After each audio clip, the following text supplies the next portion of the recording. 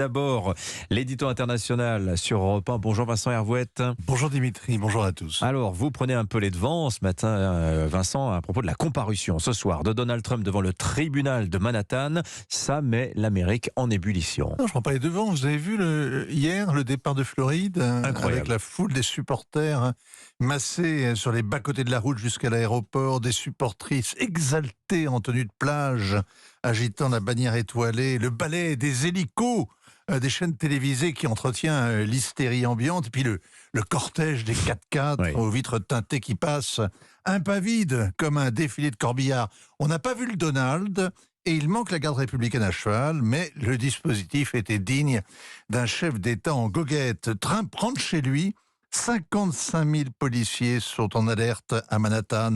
La foule campe au pied de sa tour. Il n'est pas monté sur un âne, mais il vit son dimanche des rameaux. Il est la cible de tous les regards, le sujet de toutes les conversations, en studio, en famille, devant la machine à café. Il va aller au tribunal comme s'il faisait la parade en décapotable sous les confettis. C'est un triomphe, on peut être et avoir été.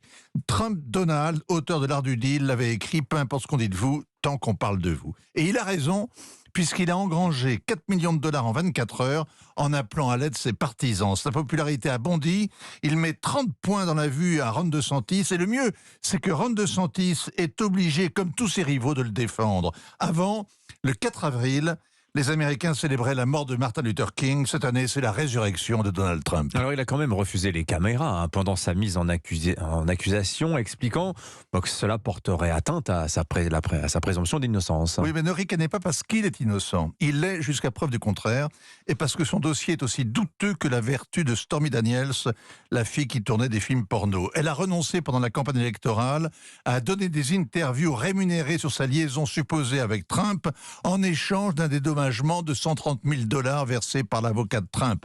La maîtresse était une maîtresse chanteuse. On va pas pleurer sur le mari de Melania, mais il faut quand même beaucoup d'inventivité juridique 7 ans après pour transformer en crime ce règlement à l'amiable d'une sorte de différend commercial.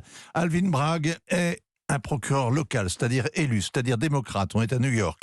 Il a échafaudé une théorie de falsification de documents pour se payer Donald Trump. Il brandit 30 chefs d'accusation et il espère réussir là où tous ses amis politiques ont échoué. Ils ont accusé tour à tour Trump d'avoir été élu avec l'aide du Kremlin, d'avoir tenté de corrompre Zelensky, d'avoir fraudé le fisc, d'avoir incité à la violence, d'avoir caché des documents secrets, sans oublier 2 procédures de destitution, et tout ça en vain. Mais Trump est coupable, forcément coupable. Alors les sondages, 94% des démocrates approuvent la mise en examen, et en miroir, on a 78% des républicains qui la désapprouvent. Trump a perdu la présidentielle avec 74 millions d'électeurs. Ce procès va les réveiller.